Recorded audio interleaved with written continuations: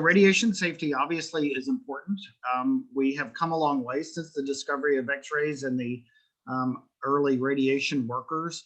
And we know now that radiation and X-rays is very useful, but it can also be harmful. And so we have to be very careful with it and how we use it. So we're going to discuss a little bit about that. Again, this is very important for you going forward as a veterinarian because you will be considered what is a radiation worker, since in your practices you will almost invariably always have some type of X-ray machine and be working around radiation from time to time. Okay, so what are X-rays? X-rays are really forms of electromagnetic energy. They are a waveform. If you remember back to undergraduate physics, we studied about this. It was horrible to learn about at the time, although looking back, it was pretty interesting. The X-rays are very similar in waveform to light waves, infrared light, radio waves, and microwaves, and they all kind of fall into that spectrum of electromagnetic waves. There are two kinds of X-rays. There is non-ionizing radiation, and there is ionizing radiation. The non-ionizing radiation is the types that we typically see that are used in microwave ovens and light that we can see emanating from the sun and stuff like that. The other type of ionizing radiation are typically X-rays and gamma rays, which we'll talk very little bit about. In general, the non-ionizing radiation is pretty harmless, although we know that if you stay out in the sun too long, you can get a sunburn and it generates skin cancer over time and stuff like that. And I don't think I would want to spend any time inside a microwave either, but that's made of non-ionizing radiation. Okay, the ionizing radiation, on the other hand, is things like X-rays and gamma rays. These have the ability to impart energy into the orbiting electrons or DNA into tissues that they pass through, which can knock things around. It's kind of like a cue ball going in and hitting all the pool table balls after you rack them up. So it goes in and just can destroy things and knock things around. And we'll talk more specifically about that here in a minute. We know the ionizing radiation, or the X-rays and the gamma rays, have, because of that, they have the potential to produce cancer and other genetic effects in the long run. Okay, so how does it do this? When ionizing radiation passes through our body, it can cause damage basically in two ways. It causes direct cellular damage or indirect cellular damage. The direct cellular damage is where a critical molecule, like inside, let's say it's a hepatocyte or any other cell in your body. So the X-rays come in, they damage the DNA inside of that hepatocyte and actually affect the DNA and can change it. Okay, so ionizing radiation passes into a cell and directly, that's where it gets the name direct cellular damage, directly affects and causes damage to the DNA. Okay, not a good thing. The indirect cellular damage is where the incoming X-ray photon, it actually does not affect the DNA itself, but it interacts with a water molecule that's in the cell and causes the formation of the water molecule to turn into these highly reactive free radicals and peroxides. And then the free radicals are really caustic in the peroxides, and in turn, that can affect and cause damage to the DNA. Okay, so the direct cellular damage caused by ionizing radiation is the photon interacts with the DNA itself directly and causes damage. The indirect type of damage is the photon interacts with the water molecule, creates these things called highly reactive free radicals, and the free radicals can then go and affect and cause damage to the DNA. Okay, of these two, by far, which one is more common is the indirect. Okay, so the direct one sounds bad. They're both bad. The direct one sounds really bad. A photon interacts with your DNA, but that doesn't happen very often. The one that causes most of the damage most of the time is the indirect cellular damage, where you produce free radicals, which in turn damage the DNA. Is that cool? Okay, a couple other things that we need to talk about. Radiation-induced damage, things that can affect that and change that. There are two or three different things. One is the dose rate. So this is how fast you are administered X amount of radiation. Okay. If you get, a 55-gallon drum bucket full of radiation and you get it all at once poured on top of you, that's worse than if you get the 55-gallon drum of radiation poured on you throughout your entire life, drop by drop by drop. Okay. So the slower the dose rate, the slower you're administered radiation over time, the less damaging it is. Okay. That kind of intuitively, that kind of makes sense. Okay. It also varies depending on what body part is exposed. There are certain parts of your body that are not affected that much and have no critical organs in them. Okay. That really, you can irradiate them quite often and it really doesn't matter all that much. Okay. There's other parts of the body that are much more radiation sensitive, that even a little bit of radiation you have a chance of damaging that part of the body. So things that are more radio resistant are like your extremities, your hands and your feet, things like that, bone itself, cortical bone, things that are more radio sensitive that can be damaged easier by a smaller amount of radiation, or things like the lens inside of your eye and bone marrow and the cells that line your GI tract and things like that. The way you can kind of essentially think about it is if whatever body part is being irradiated, if the cells in that body part have high turnover rates, so they're constantly making new cells, like in your GI tract, you're constantly sloughing off the dead lining of the GI tract. And at the same time, you're constantly remaking the crypt cells inside the GI tract in your small intestine. Same thing in bone marrow. You're constantly making new red cells and you're turning stuff over. Well, the faster the cells turn over and make new cells, typically the more sensitive they are to radiation damage. Okay. If you have parts of your body like cortical bone, okay, it doesn't change really over time. They're going to be more resistant to radiation damage. All right. The other thing that will make a difference on radiation-induced damage is the total dose delivered. And this is definitely intuitive. The more radiation you get, probably the worse it is. Okay. If you just get a little bit of radiation, it's probably not that damaging. That makes sense. Okay, they are classically, if radiation physicists and medical physicists have studied this over time with different experiments, and there are classically several syndromes they will use to describe radiation damage and effects of radiation that we're going to go through, just so you're aware of them. The first of the four is called the prodromal syndrome.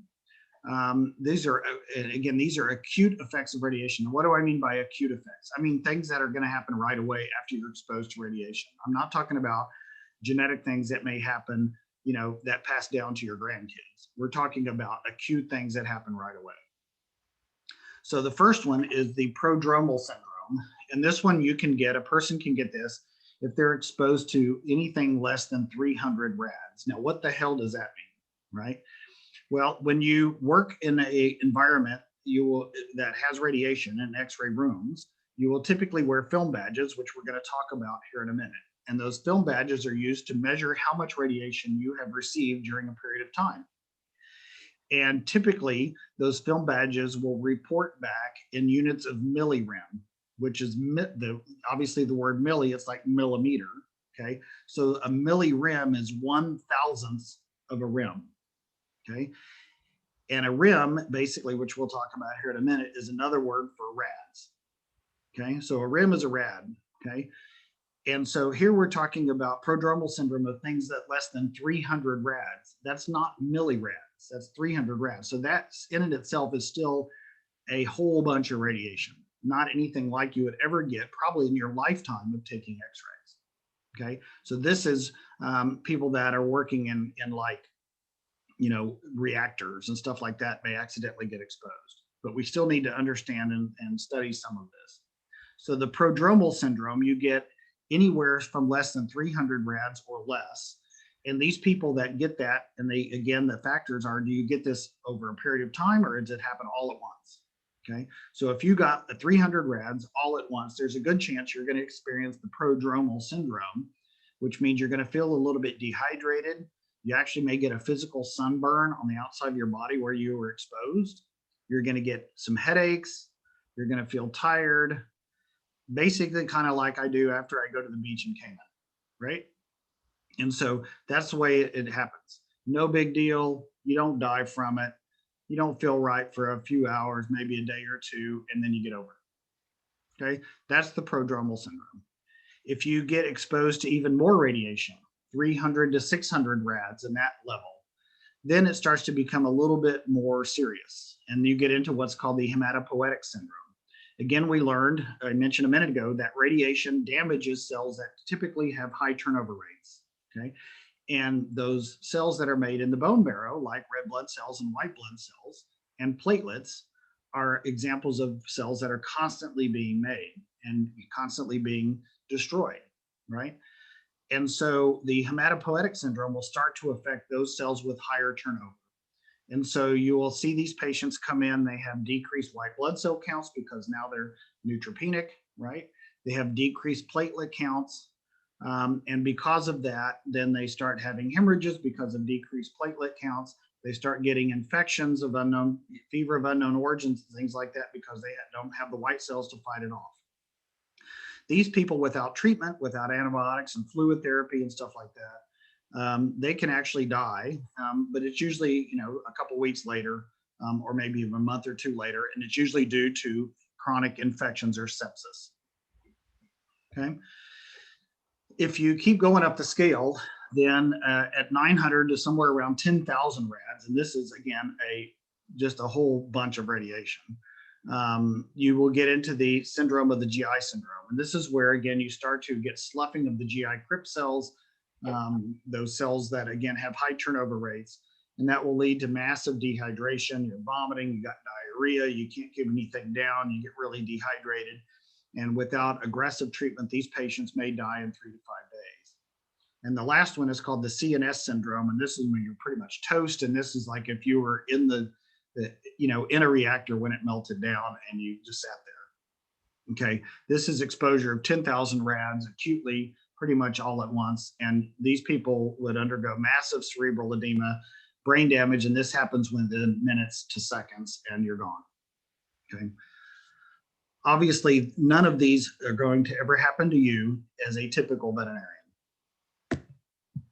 So why do we mention them? It's you have to be respectful. Back then, in the early radiation worker guys, they didn't have any idea what was going on. Now we do. And so you need to know about it and be respectful for the radiation that you're going to be using. Late effects, those are the acute effects of radiation. Now the late effects. So these are things that can affect you and things that may affect your progeny later on, right? So the somatic effects, things that can affect you, not now, but 10 years from now, 30 years from now, when you're 80 years old. Premature aging, so that can happen. Cataract formation, that can happen with or without radiation, but we know that radiation will accelerate that fact if you're going to get cataracts. And neoplasia, we know that radiation will cause some types of neoplasia, squamous cell carcinomas, leukemia, bone cancers, things like that. The great majority of the early radiation workers, including Röntgen's wife, Madame Curie, a lot of those people died of leukemia. And they didn't know why, but they did. They died of leukemia. Genetic effects. These are, again, they don't affect you, but they may affect your siblings down the road. So your kids or your kids' kids may end up having birth defects and things like that. Genetic mutations that may not show up for a generation or several generations down the road.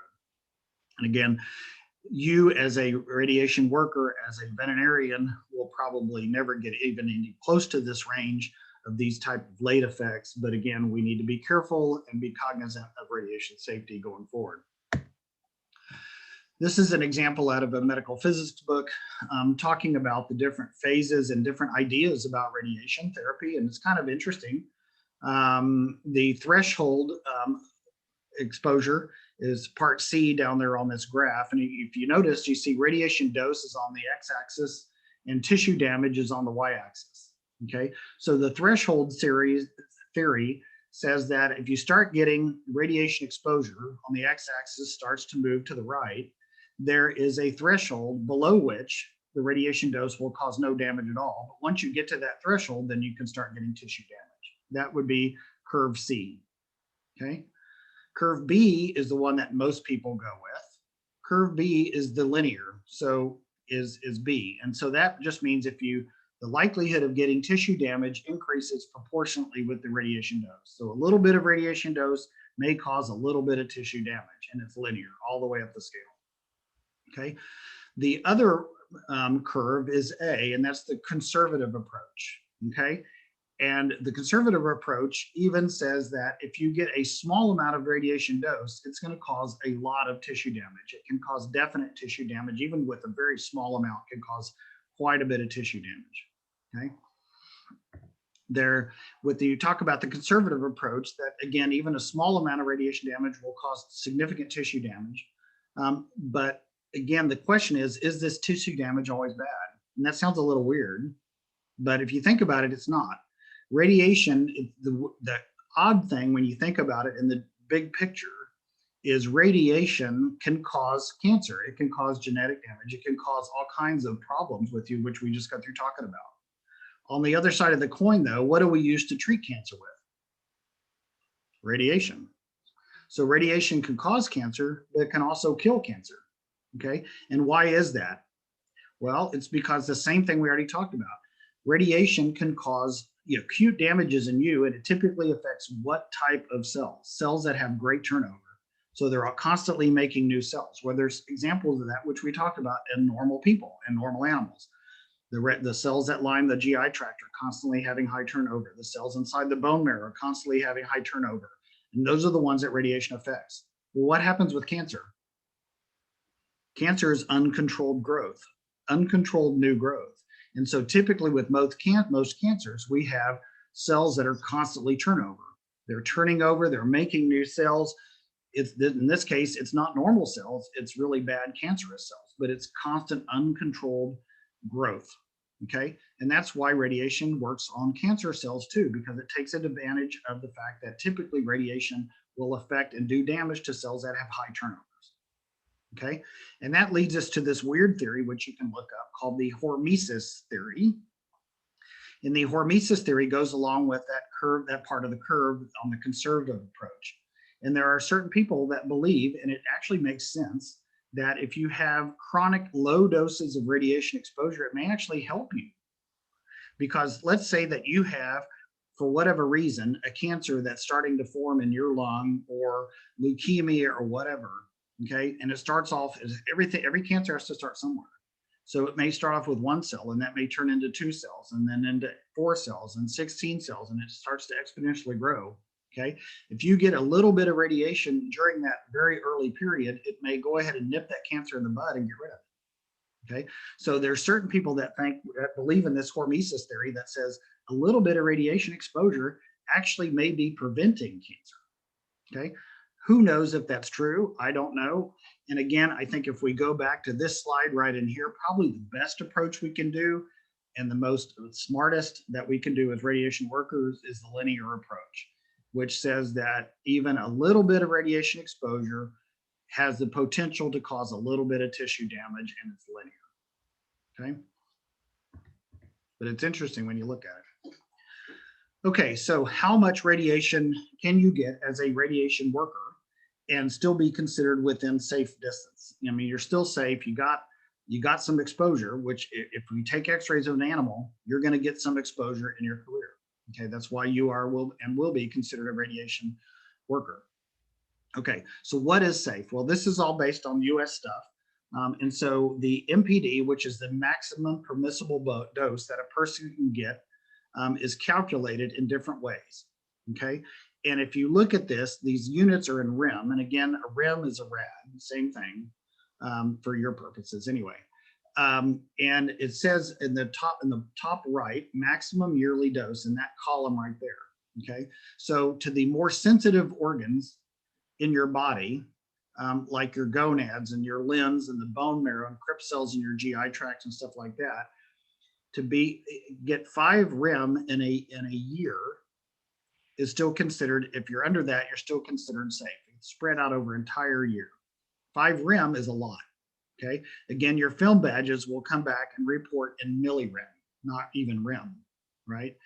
And so you can get up to 5 rem to those sensitive organs and still be considered within safe limits. Okay. If you go to the other parts of your body that may be a little bit more sensitive, some of your skin and stuff like that for skin cancers. Then they consider if you get less than 30 rem, you're still probably safe. And then some of the other parts that are not so sensitive, like your hands and your feet, your fingers and stuff like that, up to 75 is considered safe in a year. So if you get less than that, you're still probably doing okay. And again, you as a veterinarian, as a radiation worker, are not even probably going to get anywhere near that over time. Okay. Okay, so how do you calculate the maximum accumulated dose that you've ever had in your life?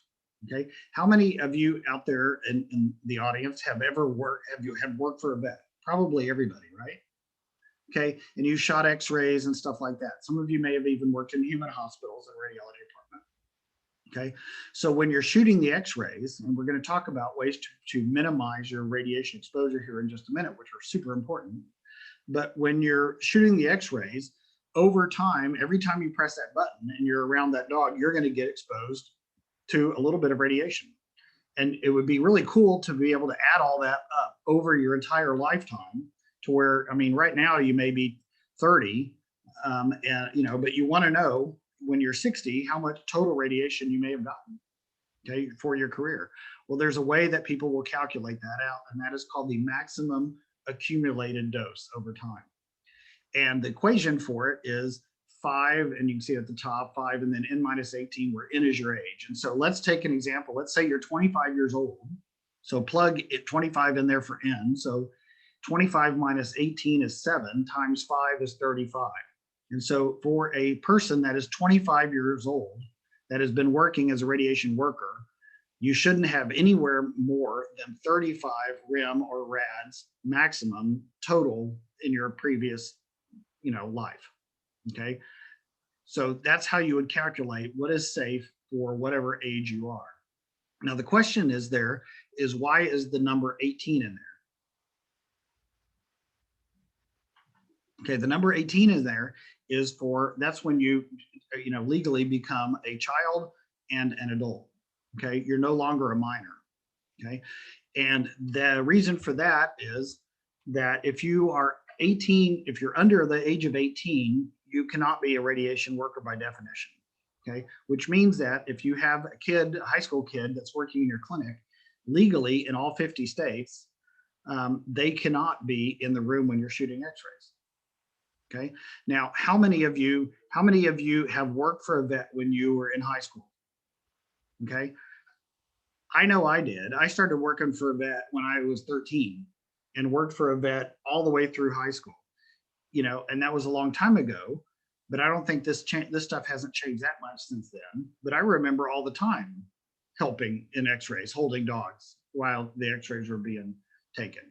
Okay, probably that wasn't legal, but I don't think the vet I worked for knew that, and I sure as hell didn't know it.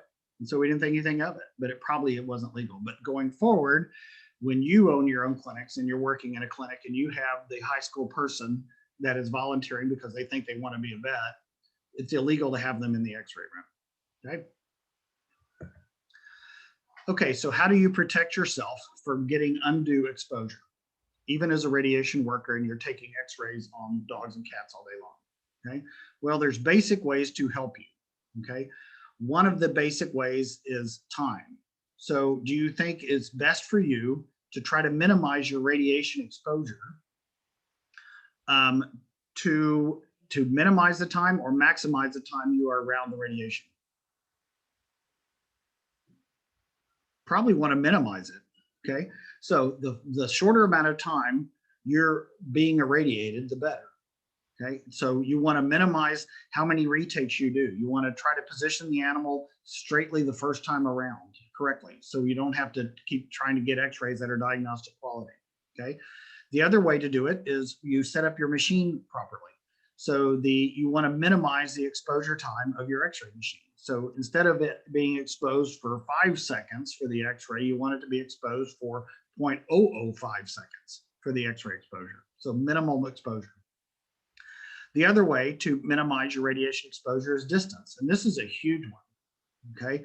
Distance from radiation exposure follows the inverse square law. And that basically means that if you double the distance you are from where the radiation is being produced, it will actually quadruple the and lessen the exposure.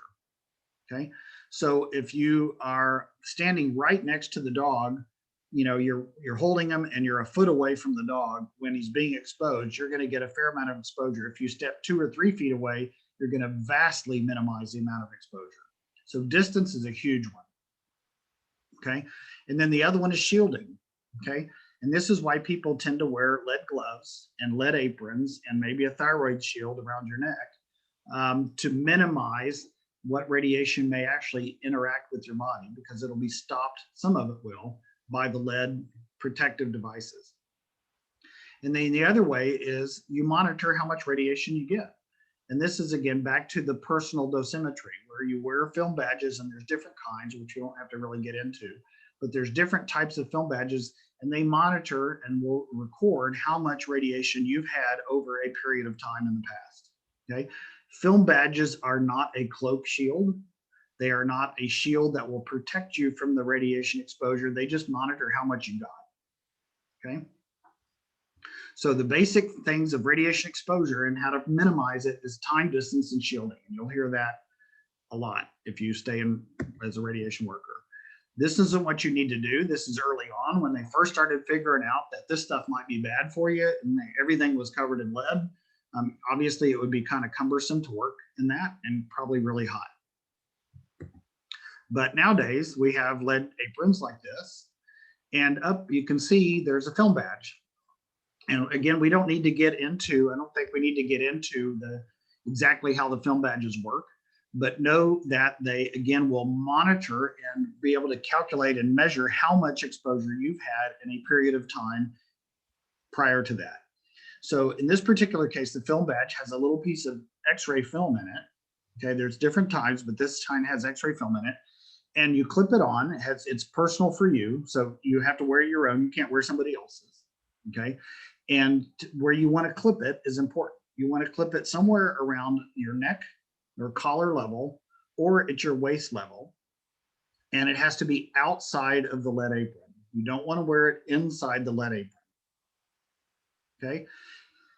And these film badges, depending on where you work and state laws, they will be sent in to a company, and they measure how much radiation has been exposed to that film badge, and they'll send you out a piece of paper once a month or once a quarter that you can look your name up, and you can say, okay, Ginger had X amount of exposure for the month of March. Okay. And again, it will be in millirem for the most part. And you can see, if it's under X amount of millirem, then you're okay. And then once you have that report, you should probably keep a copy of it. And then over time, you can measure how much total radiation you've had, that maximum permissible dose over your lifetime as you go on. Okay. One thing that hardly anybody does, but you should do, is as a boss in your clinic, you are considered what's called the RSO, which is the radiation safety officer in your clinic. So if something screws up and you have a high radiation exposure, you're the one responsible, legally and morally, I guess. And so you're the one that people are going to come back to and say, why did Ginger have such a high exposure? Okay. And so you need to keep those records of personal dosimetry. And if Ginger quits from your clinic, or leaves or moves or whatever, and goes to work somebody else, legally you are responsible to give her a copy of her radiation exposure levels. That way she can take them with her long term and keep them in a file and be able to calculate forever how much radiation she had over her time working around radiation. Hardly anybody ever does that, but that's what you're supposed to do. Okay. The other thing that this is from personal experience, and I will tell you several of these stories as we go on. Again, I had kind of a circuitous route getting into veterinary school. And one of the things I did while I was applying to try to get into veterinary school is I did a 1-year training program in human nuclear medicine and became a human nuclear medicine tech. And I did it in Houston, down at the medical center in Houston at Baylor College of Medicine. And we had to wear these radiation badges. And I've noted month after month, there's never hardly anything that ever recorded on the badge. And me and a friend of mine that I was going through this program with, we started thinking, well, these things don't even work. Every day I was going in there and I was exposed to, low levels of radiation in nuclear medicine and patients that were radioactive and stuff like that. but nothing ever recorded.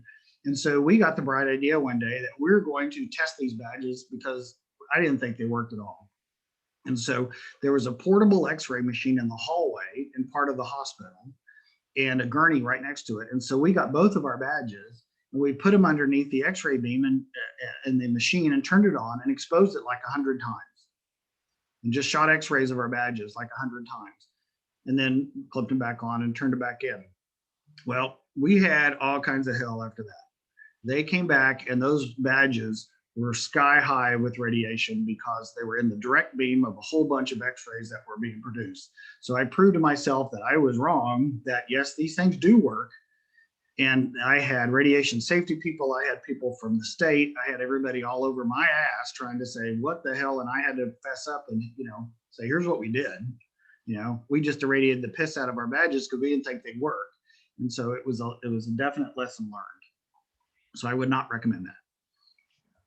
Okay, so why do you wear lead gloves and badges and stuff like that? Well, next time we're going to talk about some of the physics of radiation and how the x-rays are produced and stuff like that.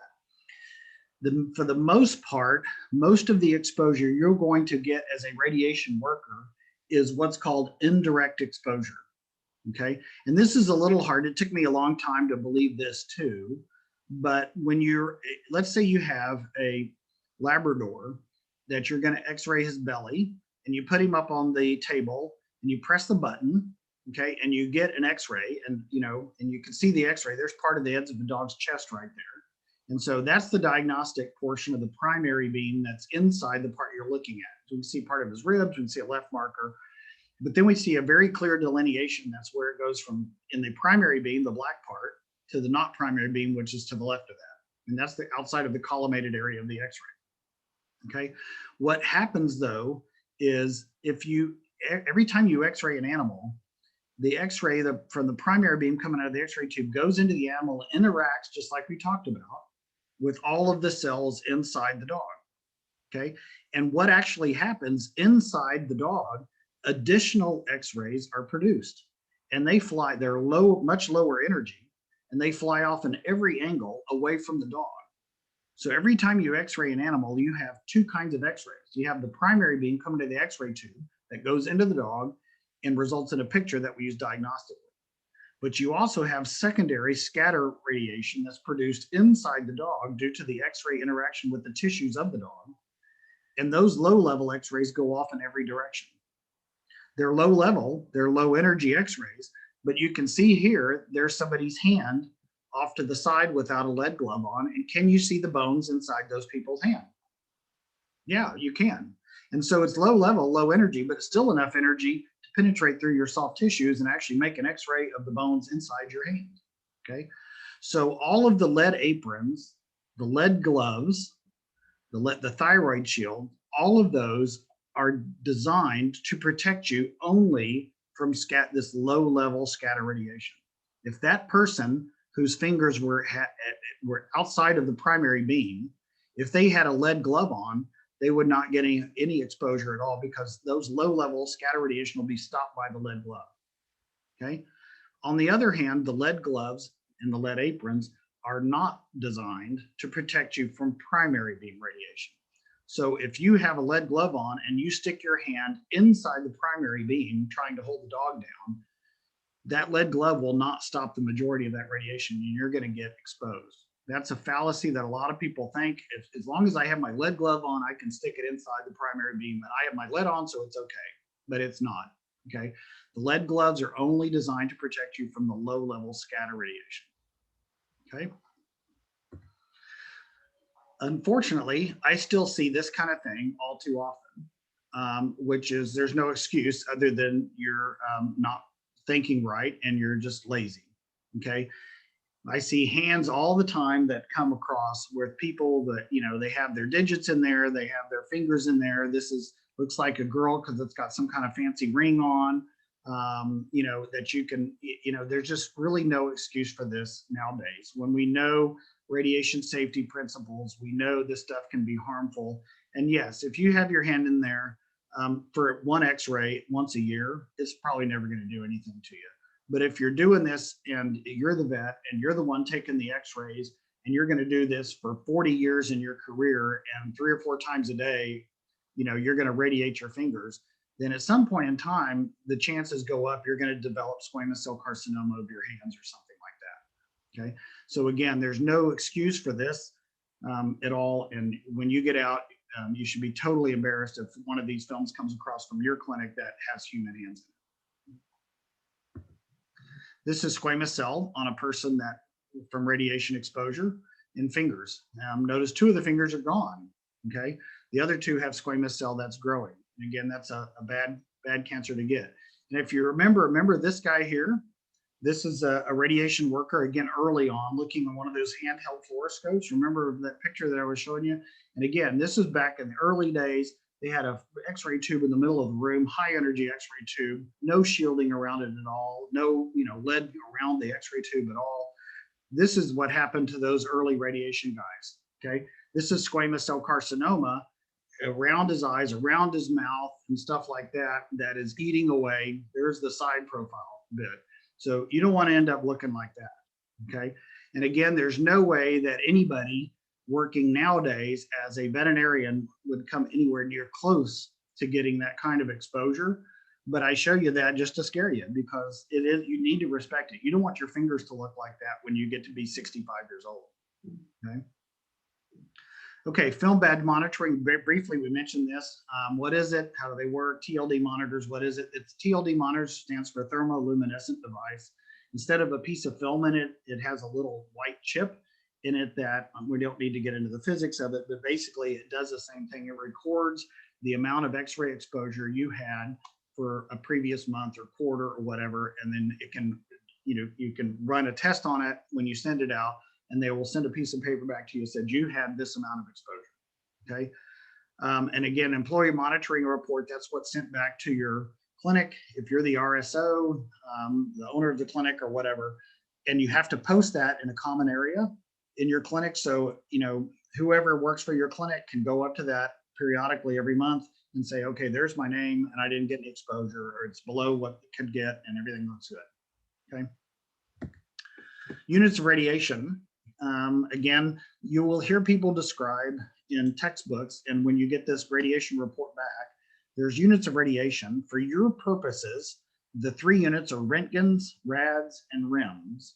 There are subtle differences for radiation safety purposes, but for your purposes as a vet and a radiation worker, you can consider them all the same. So a Röntgen's a rad is a REM.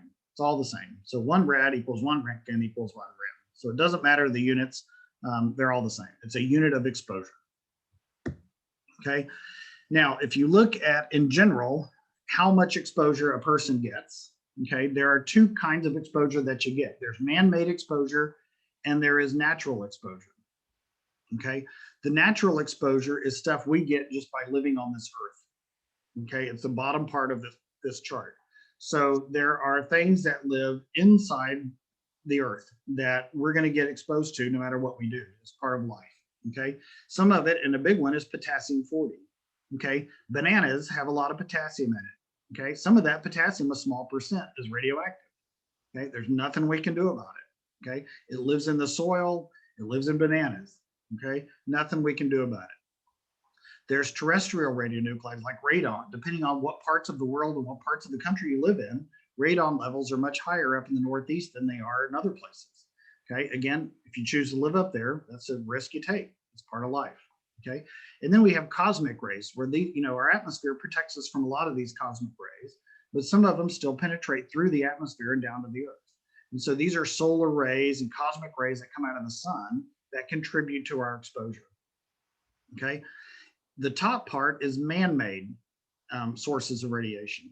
Okay, so these are diagnostic x-rays that we use for medical purposes, nuclear medicine studies for medical purposes, and consumer products. There's still some consumer products that we buy that have low amounts of radiation in it. Okay, some of the watch dials that glow in the dark at night, some of those have low levels of radioactive carbon in them. Okay, and so there are still some consumer products, that have, even computers and stuff, that have low levels of radiation. But if you look at those two sources of radiation, the man-made and the natural, 82% of the exposure in a typical person through their lifetime comes from natural radiation. Only 18% comes from man-made or medical purposes of radiation. Okay, so the great majority of it, 82%, is really not much you can do about it as far as your exposure in a normal person. And then we have to talk about benefit and risk. Okay, everything you do, there is a benefit, but if there's a benefit, almost every time there's also a risk. Okay, if you are a truck driver or a race car driver, okay, the benefit is you drive your truck or your car around, you get to go from point A to point B. Okay, if you're a truck driver working for FedEx, that's how you make your living. Okay, if you're, a car driver and if you're the mom driving your kid to school, that's how you get your kids to school. So that's the benefit. But what's the risk? The risk is you're going to crash. The risk is somebody, not even your fault, somebody may run into you and damage your car or damage you or kill you. Okay, everything you do in life, there should be a benefit to, and the contra of that is that if there's a benefit to it, there's also usually a risk associated with it. However, the risk may be really small. Okay, if you walk across the street, what's the risk? You walk across the street to go eat dinner. Okay, you got a restaurant right across the street. Well, the risk, the good thing is you're going to go eat dinner. The bad thing is you might get hit by a car. Okay, it's kind of a morbid thought, but it's the way that, it's the way it is. If you're a radiation worker, what's the benefit of being a radiation worker? You're making a living. Okay, you're making money. You're putting food on the table. You provide for your family. You buy a house. Okay, that's how you make your money. And again, as a veterinarian, you are considered a radiation worker. That's how you make your living. You chose to do it. Okay, but what's the downside? What's the risk? The risk is cancer, genetic effects, radiation exposure, and things like that. It's very minimal, but it's there. Okay, and then I always like this chart. This is a cool chart that if you look at, kind of puts the benefit risk thing in a bigger, better picture. Okay, so this is a chart that shows the expected decrease in life expectancy from various causes for your average person. Okay, number one on the list is being an unmarried male. Okay, in general, being an unmarried male for your lifetime will take 3,500 days off your life. Okay, 10 years almost off your life. And why is that? That's because typically your unmarried male in the classic way is going to be out carousing around, bird dogging, trying to find chicks, doing things they probably shouldn't be doing, at bars, everything else, trying to find a girl. Okay, and that usually doesn't bode well. Okay, and so that typically takes off 3,500 days being an unmarried male. Okay, what if you're a cigarette smoking male smoking 20 cigarettes a day? Well, that takes off an extra 2,250 days off your life, okay, from cigarette smoking. Then you get down to here's unmarried female. Well, that's not good either because you're not like a guy, and so you're probably not carousing around as much, but you still will, right? And so that's going to take off 1,600 days off your life, okay, on average. So you go down, and there's being 20% overweight is 900 days. Pipe smoking. You go down the list. And you finally get in the middle of this job with radiation exposure. And this is getting, for example, 1 REM a year for 40 years in a row. And 1 REM is a lot. Again, when we get our film badges, you typically exposure, if you're shooting x-rays, is going to be like 20 millirem in a month. Okay, so this is 1 REM in a year. Okay, that's still a lot of radiation. Even then, it will take off about 40 days off your life. Okay, had a job with radiation exposure, getting a fair amount of radiation. Okay, and then you get down, here's coffee and diet drinks and everything else that that you can do. And so anyway, I think it's an interesting list, interesting chart that kind of puts everything in perspective and puts job with radiation exposure in perspective with other things that we do every day. Okay. Okay, pregnant employees and radiation. How does that work? The developing embryo is most sensitive during the first trimester. So can you have, let me ask you a question real quickly. Can you have a person in your clinic that is pregnant and still works with radiation, takes x-rays? The answer to that is yes, you can, okay? But here's how the scenario has to go, okay?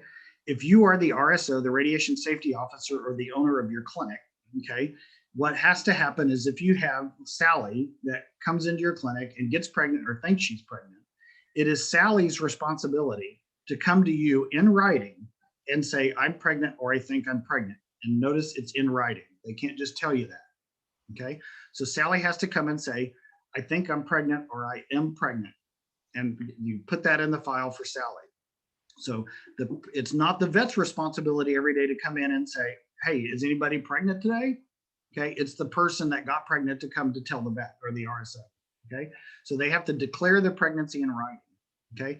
Then once it gets declared by them in writing, then the responsibility switches over to the RSO. So you can either reassign them to a new responsibility called CYA or cover your ass.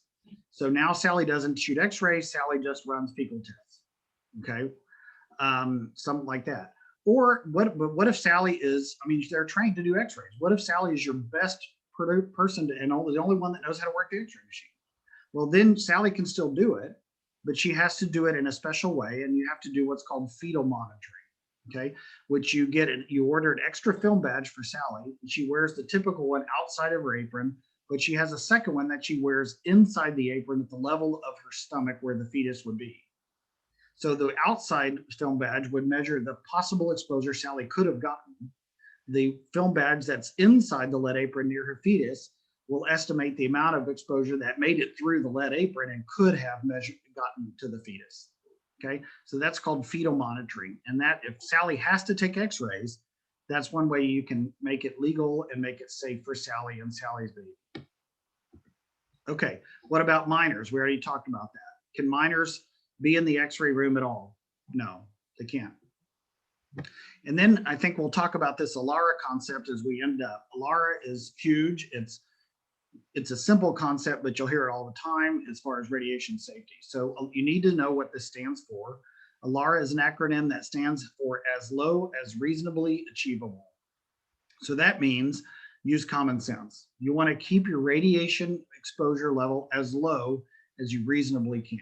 Notice it says 0. It doesn't say 0, okay? Because you're a radiation worker. You're going to get some exposure, okay? So, but you want to keep it, you want to use common sense and keep that radiation exposure to be as low as reasonably achievable, okay? Okay, so that's it, I think, for today. Let's go ahead and tomorrow we'll start with radiation physics and go from there. Any questions that I could probably answer for you?